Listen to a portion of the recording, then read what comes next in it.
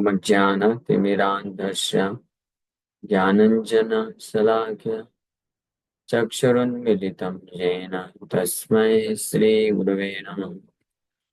नमः विष्णुपादाय कृष्णप्रेष्ठाय भूतले श्रीमते भक्तिवेदान्त स्वामिन्निति नामिने।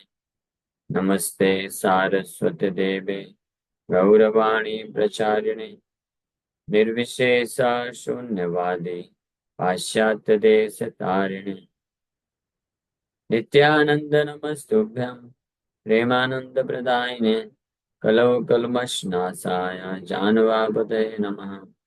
नमो महावदन्याय कृष्ण प्रेम प्रदायते कृष्णाय कृष्ण चैतन्य नामने गौरतुसे नमः। जय श्री कृष्ण चैतन्य प्रभु नित्यानंद श्री अद्वैत गदाधर शिवासादि गौर भक्त वृंद। हरे कृष्णा कृष्णा कृष्णा हरे हरे हरे राम राम राम हरे हरे। हरे कृष्णा। तो आप सभी भक्तों का हार्दिक स्वागत है आज के श्रीमद् भगवद गीता के चर्चा में। तो हम लोग चर्चा कर रहे हैं Bhagavad Gita chapter 6 and verse number 37 में आज चर्चा करेंगे। सो भगवान अष्टांग योग सिस्टम ज्ञान योग रिकमेंड करते हैं इस अध्याय में अर्जुन को। और बट अर्जुन फाइनली बोलते हैं कि मेरे लिए प्रैक्टिकल नहीं है, मेरा मन बहुत चंचल है, ये मेरे से नहीं हो सकता है। तो भगवान बोले कि ओके, नेवर माइंड, आप ये नहीं कर सकते तो कुछ और मैं आपको बताऊंगा, लेकिन आप ये मन को नियंत्रित करना तो बहुत जरूरी है, चंचल मन को। और भले ही ये बहुत डिफिकल्ट है, दूर निग्रह है, लेकिन हाँ, अभ्यास और वैराग्य के द्वारा तो ये किया जा सकता है, अभ्यास वैराग्य के द्वारा।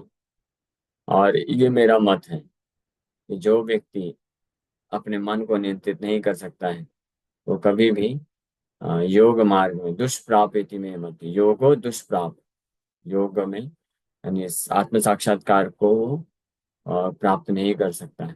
It is very difficult to obtain. लेकिन वश्यात्मना तो यतता शक्य अवाप्तुम अपायता। लेकिन जिसने अपने मन को नियंत्रित कर लिया है किसी उपाय के द्वारा, बाय अप्रोप्रिएट मीन्स, वो तरीका क्या है पिछले श्लोक में भगवान बताएं, तो उसके लिए फिर बड़ी आसानी से वो योग मार्ग में सफलता प्राप्त कर लेता है। अर्जुन जब ये सुने तो अर्जुन एक प्रश्न पूछ रहे हैं कि ठीक है भगवान, आप कहते हैं तो आपका ओपिनियन है इसलिए हम स्वीकार करते हैं श्रद्धा के साथ। श्रद्धयो पे तो पिछले श्लोक में क्या बोल रहे हैं अर्जुन? अर्जुन वाचा अयति श्रद्धयो पे तो योगा चलित मानसा अप्राप्य योग संसिद्धिम काम गतिम कृष्ण गच्छति। Arjuna said, O Krishna, what is the destination of the unsuccessful transcendentalist who in the beginning takes to the process of self-realization with faith, but who later desists due to worldly mindedness and thus does not attain perfection in mysticism? Arjun का प्रश्न बहुत practical है। अर्जुन बोल रहे हैं, हे कृष्ण, ऐसे असफल योगी या अध्यात्मवादी व्यक्ति का क्या होता है जो शुरू में तो आपका प्रवचन आप दिए, अभी आपके प्रवचन को सुन करके इंस्पायर हो गया और सब कुछ छोड़ छाड़ के लग गया, चलो हम ये शरीर नहीं है, हम आत्मा है, और आत्म साक्षात्कार को करने के लिए जो पूरी तरह से समर्पित कर दिया विश्वास के साथ। लेकिन बाद में क्या हुआ, कुछ समय के पश्चात अब आत्म साक्षात्कार का जो मार्ग है वो इतना आसान भी नहीं है। मन को शुरू में नियंत्रित करना बहुत जरूरी है। जब तक मन नियंत्रित नहीं होता किसी का, तो उसके लिए आत्म साक्षात्कार का मार्ग जो है बहुत डिफिकल्ट प्रतीत होता है, बहुत मुश्किल लगता है। तो उस प्रोसेस में फिर वो कभी कभी उसका फेथ खत्म भी हो सकता है या कम हो सकता है।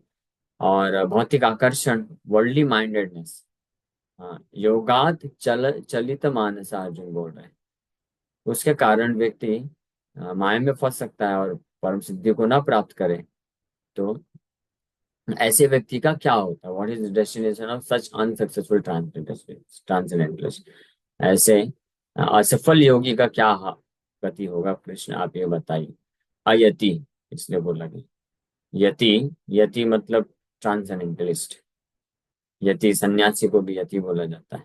यति नाम श्रेष्ठ, जैसे महाप्रभु का एक नाम है यति नाम श्रेष्ठ। चैतन्य 12 नाम में से एक नाम ये भी आता है, चैतन्य कृष्ण चैतन्य गौरांगो द्विजनायका यतिनाम, यतिनाम दंडिनाम शैव न्यासिनाम च शिरोमणि। यतिनाम शिरोमणि, दंडिनाम शिरोमणि, न्यासिनाम शिरोमणि। तो यतिनाम मतलब ट्रांसेंडेंटलिस्ट। तो top most transcendentalist Shri Chaitanya Mahaprabhu है। यतिनाम शिरोमणि, शिरोमणि मतलब the crest, crest jewel of transcendentalist. यतिनाम द्विज शिरोमणि भी बोला जाता है, the crest jewel of all the Brahmanas. ब्राह्मणों में शिरोमणि है। द्विज शिरोमणि, यतिनाम शिरोमणि, दंडिनाम शिरोमणि। दंडिनाम मतलब जो सन्यासी डंडा लेते हैं। हाँ, तो डंडा धारण करने वालों में शिरोमणि है, हालांकि उनके पास डंडा नहीं है। क्योंकि डंडा नित्यानंद को तोड़ दिए थे संन्यास लेने के पश्चात। और फिर न्यासी नाम से शिरोमणि, सन्यासियों में सर्वश्रेष्ठ है। हाँ, तो चैतन्य महाप्रभु।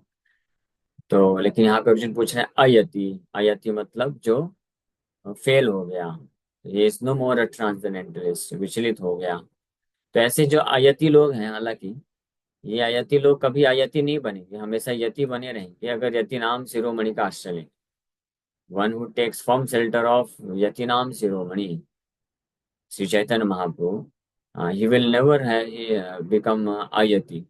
वो कभी अनसक्सेसफुल ट्रांसेंडेंटलिस्ट बन ही नहीं सकता, यानी उसका पता नहीं होगा। हाँ, बट एनीवे, अगर कोई है ऐसा व्यक्ति, हाँ अभी तो यहाँ पे अर्जुन कृष्ण को पूछ रहे हैं, उस वक्त चैतन्य महाप्रभु नहीं है वहां पे। हाँ, Krishna supreme personality of God है, परम भगवान है कृष्ण। तो कृष्ण को जब पूर्ण आश्रय लेगा, उसको भगवान पूरी तरह से सुरक्षा देते हैं। लेकिन वही कृष्ण फिर यतिनाम श्रेष्ठ बन के आते हैं। He exhibits how to become a transcendentalist. So anyone who takes shelter of such a merciful incarnation, Yatinam Srestha, so he will never have to become Ayati.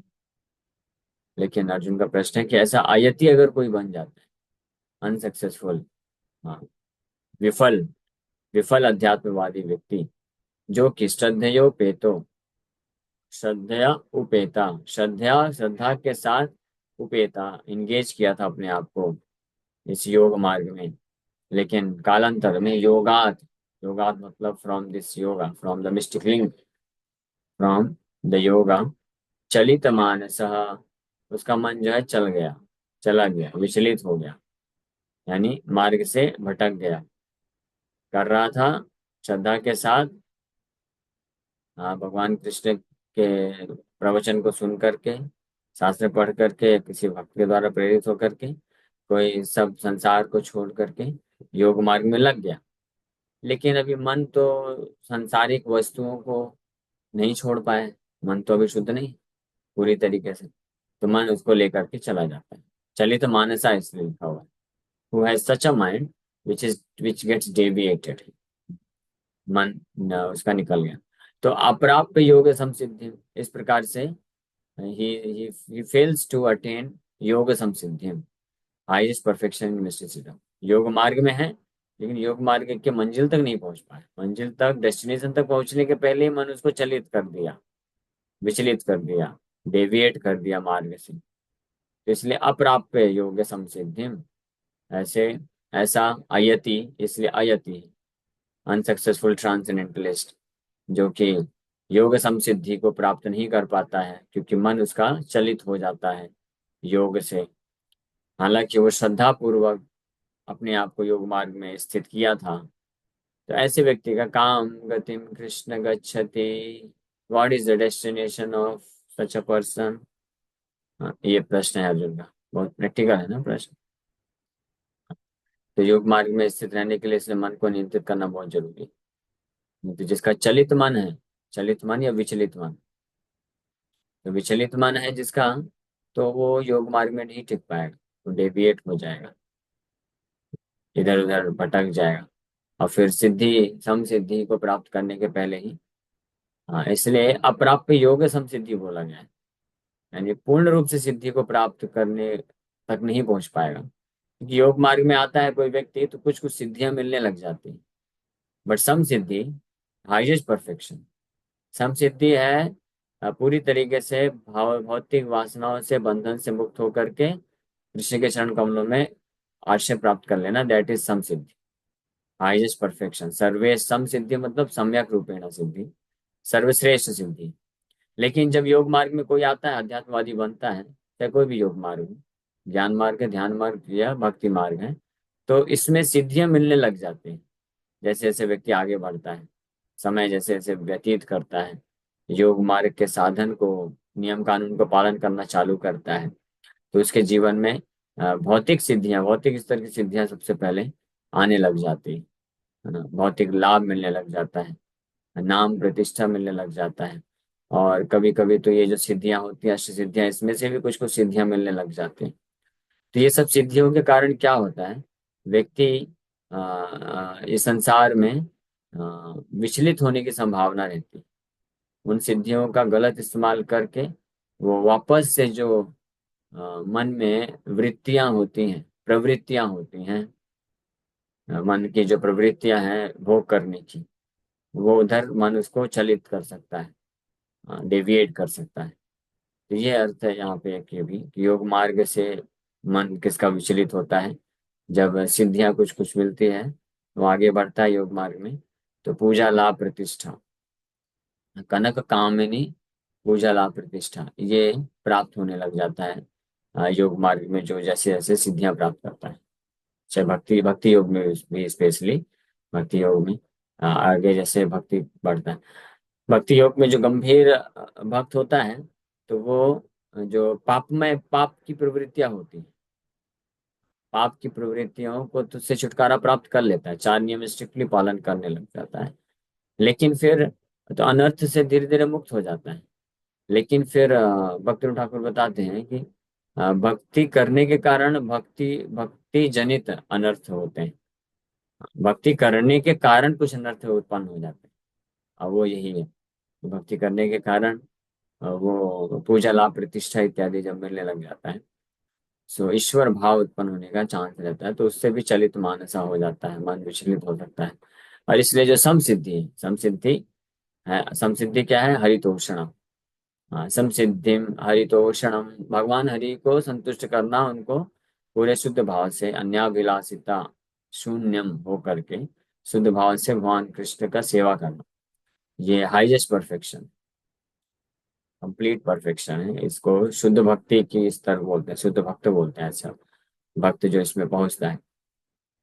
तो वो प्राप्त होने के पहले मन उसका चलित हो जाता है, अलग अलग सिद्धियों को प्राप्त करने पे, उसको भोग करने के लिए या उसको अपने एंजॉयमेंट के लिए इस्तेमाल करने के लिए। तो ऐसा योगी जब होता है तो उसका क्या गति होगा कृष्ण, तो ये भगवान अगले श्लोक से बताना चालू करेंगे कि ऐसे व्यक्ति का क्या होगा। तो the path of self realisation और mysticism is describe in the Bhagavad Gita. The basic principle of self realisation is knowledge that the living entity is not this material body, but that he is different from it, and that his happiness is in eternal life, bliss, and knowledge. These are transcendental beyond both body and mind. So आध्यात्मिक मार्ग जो है भगवद गीता में बताया गया, इस आध्यात्मिक मार्ग का जो बेसिक प्रिंसिपल है, आधारभूत सिद्धांत है कि जीवात्मा ये शरीर नहीं, शरीर से अलग है। और इसलिए क्योंकि जीवात्मा, हम जीवात्मा ये शरीर नहीं है, तो हम जीवात्मा का जो सुख है वो भी ये शारीरिक सुख पे निर्भर नहीं करता है। ये शरीर का सुख हमारा वास्तविक सुख नहीं है। इस बात को जब तक कोई नहीं समझेगा, और न केवल समझना बल्कि इसको स्वीकार नहीं करेगा, और इसको धीरे धीरे अपने जीवन में जब तक उतार नहीं लेगा, तब तक he can not make any spiritual advancement practically. आध्यात्मिक मार्ग में वो प्रगति नहीं कर सकता है, बहुत डिफिकल्ट। विदाउट सेल्फ रियलाइजेशन और without understanding that I am not this body, बिना ये समझ विकसित किए कि हम ये शरीर नहीं है, हम इस शरीर से पूरी तरह से अलग। और इसका मतलब क्या है कि सारे शरीर की जो भी अवस्था है, चाहे सुख या दुख की अवस्था, ये सारी अवस्थाओं से हमको प्रैक्टिकली कुछ लेना देना नहीं है। सुख की अवस्था, कंफर्ट की अवस्था जो है, वो हमको वास्तविक सुख नहीं दे सकती है, वास्तविक रूप से संतुष्ट नहीं कर सकती है। और जो दुख की अवस्थाएं होती हैं वो हमको वास्तविक रूप में विनाश नहीं कर सकती, नुकसान नहीं कर सकती, हमको रोक नहीं सकती। ये दोनों समझ जिसको हो जाती है, और जो इसको एक्सेप्ट कर लेता है, स्वीकार कर लेता है, वो व्यक्ति है योग्य साधक कहलाने के लिए, साधना करने के लिए। और वही व्यक्ति वास्तव में योग्य भी होता है दीक्षा लेने के लिए। और आध्यात्मिक मार्ग में एक ट्रांसेंडेंटलिस्ट, यति, यति कहलाने के लिए योग्य है वो। अध्यात्मवादी व्यक्ति है, भक्ति योगी है, या साधक है, ऐसा कह के बोला जाए तो वही व्यक्ति योग्य है।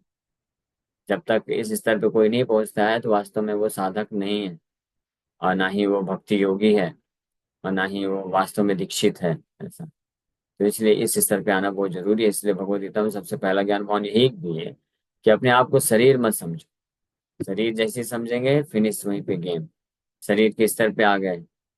सो so these are transcendental beyond both body and mind. दोनों, शरीर और मन, दोनों ही नहीं। Self realisation is sought by the path of knowledge, by the practice of eight fold system, और बाय भक्ति योगा। तीन मार्ग हैं आत्म साक्षात्कार के: ज्ञान मार्ग, ध्यान मार्ग और भक्ति मार्ग। तीन योगा: ज्ञान योग, ध्यान योग, भक्ति योग। हाँ, जो कर्म योग है, कर्म कांड जिसको बोलते हैं, वो आध्यात्मिक मार्ग नहीं है वास्तव में। ऐसा लगता है कि ये भी धार्मिक है, बट एक्चुअली वो धर्म है नहीं, अगर कोई माइन्यूटली उसको देखें। वास्तव में आध्यात्मिक मार्ग चालू होता है ज्ञान कांड से, जहाँ पे व्यक्ति अपने आप को प्रवृत्ति मार्ग से हटा करके निवृत्ति मार्ग में लेके आता है।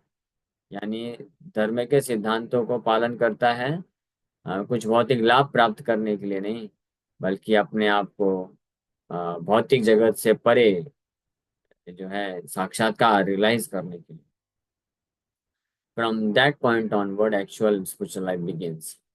इसीलिए अर्थात तो ब्रह्म जिज्ञासा वहां से चालू होता है। जब ब्रह्म जिज्ञासा होती, जब तक ये भौतिक जिज्ञासा है, भौतिक लाभ, पूजा लाभ, प्रतिष्ठा की जिज्ञासा है, तब तक वास्तव में spiritual life has not yet begun. आध्यात्मिक जीवन अभी चालू ही नहीं हुआ है, जब तक ये भौतिक जिज्ञासा बनी रहती है। तो वास्तविक आध्यात्मिक जीवन चालू होता है from the point when one understand that I am not this body. उस पॉइंट से जहाँ पे व्यक्ति भौतिक कामनाओं को त्याग देता है और आध्यात्मिक जो लक्ष्य है उसको बना लेता है, अपने जीवन का लक्ष्य निर्धारित कर लेता है। This is my goal of life. What is that? Spiritual realization. वहां से उसका आध्यात्मिक जीवन या स्पिरिचुअल लाइफ चालू होती है, बिगिनिंग ऑफ स्पिरिचुअल लाइफ।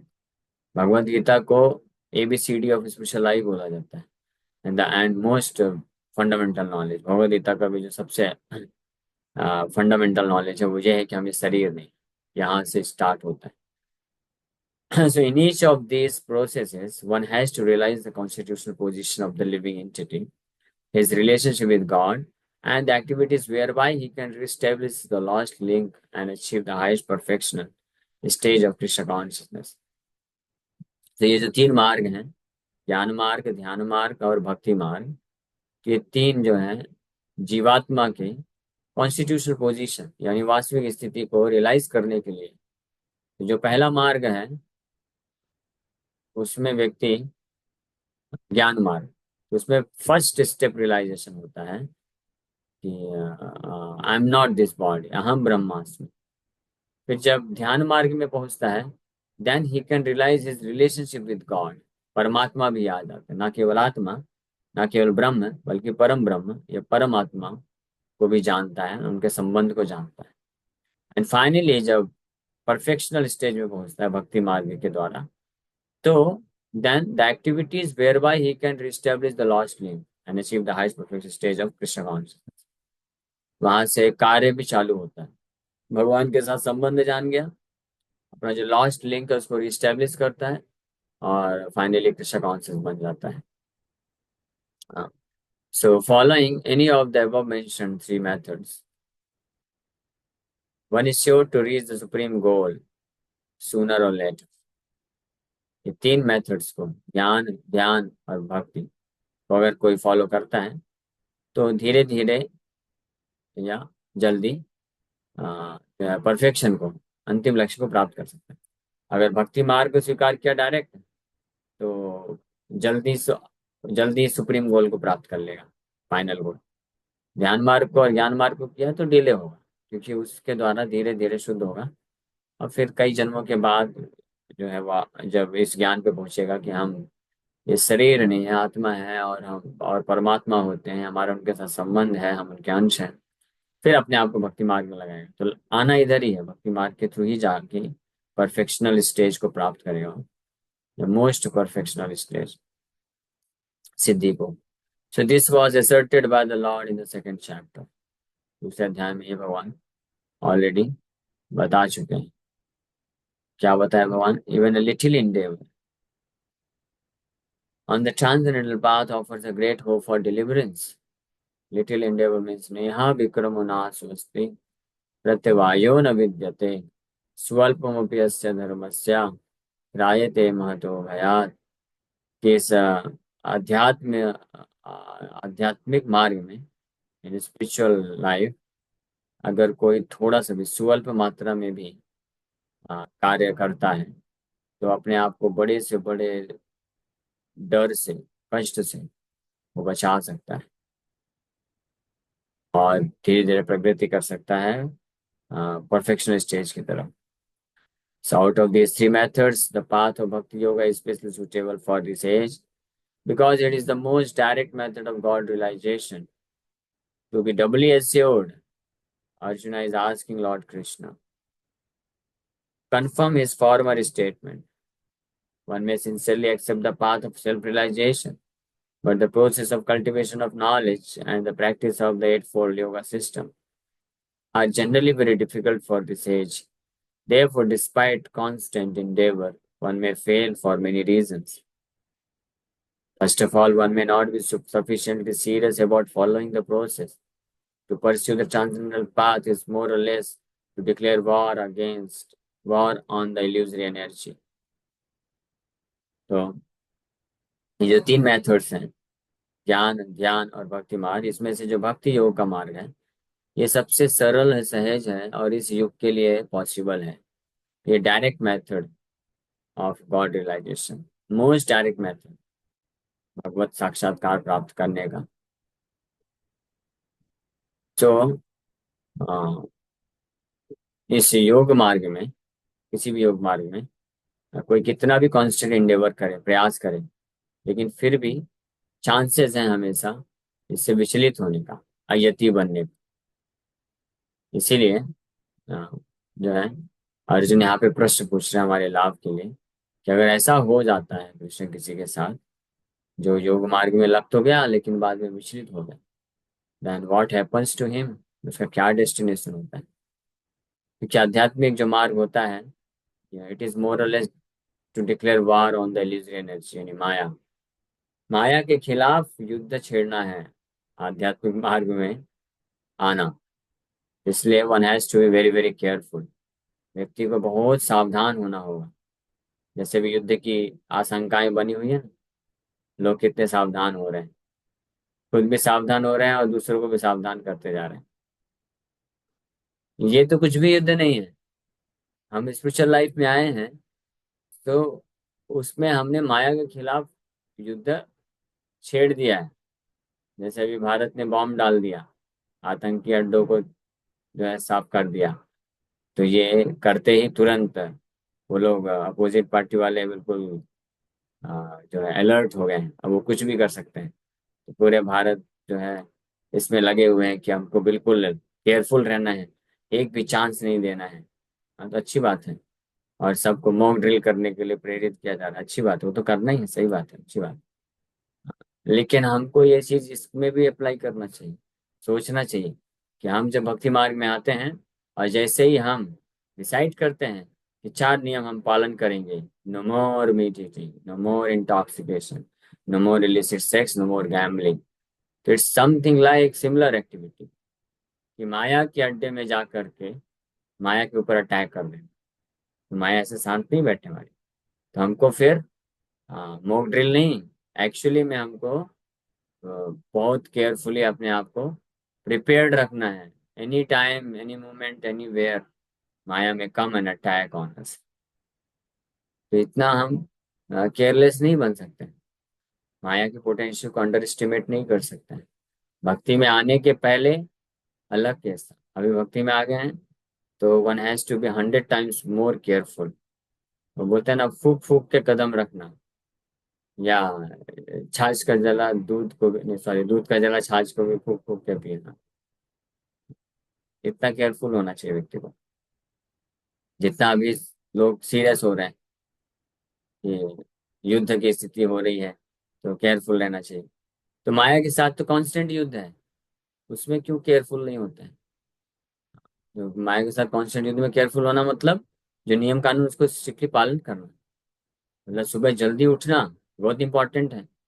ऐसा ऐसा जानना चाहिए कि अगर हम एक दिन भी मिस कर दिए मॉर्निंग प्रोग्राम, एक दिन भी चैंटिंग ऑफ हरे कृष्ण मोहम्मद मिस कर दिए, immediately we are attacked. Maya has attacked on us. Maya attack कर सकती है ऐसा नहीं बोल सकते, माया ने अटैक कर दिया ऑलरेडी। एक विकेट गिरा दिया, घायल कर दिया। तो ये इतना सीरियस होना चाहिए। So to pursue the transcendental path is more or less to declare war on the illusory energy. Consequently, whenever a person tries to escape the clutches of the illusory energy, she tries to defeat the practitioner by various allurements. जब भी कोई जीवात्मा ये प्रयास करता है माया से निकलने का, तो माया पूरा पूरा तत्पर हो जाती है उसको डिफीट करने के लिए अनेकों प्रकार के प्रलोभन दे देकर। Conditioned soul is already allured by the modes of material energy. And there is every chance of being allured again, even while performing transcendental disciplines. बद्ध जीवात्मा पहले से ही भौतिक माया के द्वारा आकर्षित है, और जब वो थोड़ा सा गंभीर होता है अपने आप को माया से मुक्त करने के लिए, तो फिर बहुत सारे उसके पास प्रलोभन चांस हो जाते हैं। हाँ, जब वो ट्रांसेंडेंटल डिसिप्लिन यानी आध्यात्मिक मार्ग को पालन कर रहा है उस दौरान भी हमेशा ये चांस फिर बढ़ जाता है। तो उसको एल्यूर किया जाएगा, प्रलोभित करके भक्ति के मार्ग से विचलित किया जाएगा। ये माया का ये कार्य है, and that is her job. We can not blame her. उनका जॉब है, वो तो उनका दायित्व है ना। टू टेस्ट अस, हमको टेस्ट करना। तो दैट इज आवर रिस्पॉन्सिबिलिटी, हमारा जिम्मेदारी है कि हम हमारे जो है गुरु वर्ग वैष्णव आचार्यों का आश्रय लेकर के उनके इंस्ट्रक्शंस को याद करके फॉलो करके अपने आप को माया के हर प्रकार के प्रलोभन से बचा सकें और परम सिद्धि को प्राप्त कर सकें। दिस इज कॉल्ड योगा चलित मानस, deviation from the transcendental path. माया के द्वारा जो चांस प्रलोभन देना, एल्यूरमेंट देना, जीवात्मा स्पेशली जो योग मार्ग में स्थित हो जाते हैं, भक्ति योग में आ जाते हैं, तो उसको बोलते हैं योगा चलित मानसा। Arjun is inquisitive to know the results of deviation from the path of self realisation. Arjun ये प्रश्न पूछ रहे हैं ये जानने के लिए किस प्रकार से विचलित किए जाने वाले योगी साधक जब डेविएट हो जाते हैं तो उनका क्या गति होता है। Okay, very much. 6-7 मिनट करेंगे। इसी वक्त का कोई प्रश्न है तो पूछ सकते हैं। Hare Krishna. Yes, any question? आने गुरु से क्या योग्यता होनी चाहिए? प्रामाणिक गुरु की योग्यताएं बताई गई हैं। हाँ, ब्रह्मनिष्ठाम, श्रोत्रियम ब्रह्मनिष्ठाम, शाब्दे परे च निष्णातम। श्रोत्रियम means he has heard very attentively from his spiritual master। जो प्रामाणिक गुरु हैं वो वैदिक ज्ञान को अपने आध्यात्मिक गुरु से बहुत ध्यान पूर्वक सुन के और उसको समझ लिए हैं। श्रोत्रियम मतलब सुने हैं बहुत अच्छे से और समझ लिए हैं। श्रोत्रियम निष्णेतम ब्रह्मच श्रोत्यम ब्रह्मनिष्ठा तस्मात् गुरुं प्रपद्येत जिज्ञासुषया उत्तमम्। श्रोत्यम ब्रह्मनिष्ठाम शाब्दे परे च निष्णातम। शाब्दे परे मतलब, शाब्दे मतलब वैदिक ज्ञान, परे मतलब ट्रांसेंडेंटल। ये जो आध्यात्मिक ज्ञान निष्णात, हम पूरी तरीके से उसके निचोड़ को समझ चुके हैं। और साथ ही साथ में ब्रह्मनिष्ठाम, परम ब्रह्म कृष्ण है, उनके भक्ति योग में पूरी तरह से निष्ठ हैं। शुद्ध रूप में 24 आवर्स, सरल भाषा में अगर बोले तो मैंने श्लोक के हिसाब से बताया। सरल भाषा में हम लोग अगर बोले तो भगवान के चरण कमलों में 24 घंटे जिनका चेतना निवेशित है, 24 घंटे जो कृष्ण के सेवा में लगे हुए हैं, वो प्रमाणिक गुरु कहलाते हैं। One who is most addicted to Krishna. Prabhupada ji को कोई पूछा कि शुद्ध भक्त कौन है? प्रमाणिक गुरु। शुद्ध भक्त ही एक प्रमाणिक गुरु हो सकता है। और शुद्ध भक्त का डेफिनेशन प्रभुपाद जी बताए, one who is most addicted to Krishna, he is a pure devotee. जिसको कृष्ण का नशा है बिल्कुल। While eating, sleeping, talking, serving, walking, he can do nothing but Krishna. जो खाते वक्त, सोते वक्त, चलते वक्त, बात करते वक्त, सोते वक्त केवल कृष्ण को, कृष्ण के लिए, कृष्ण का, इस बात में स्थित होता है, यानी पूर्ण रूप से कृष्ण भावना भावित होता है, उसको बोलते हैं प्रमाणिक गुरु। ठीक है। Okay. Prabhu ji, thank you so much. Hare Krishna. माता जी। हरे कृष्णा प्रभु जी, पंचांग प्रणाम। हरे प्रभु कृष्ण। जी, कल मेरे को ये पूछना था, कल ही एकादशी है ना प्रभु जी? हाँ, यस, कल ही एकादशी। जी जी प्रभु जी, वही पूछना था। हरे कृष्ण।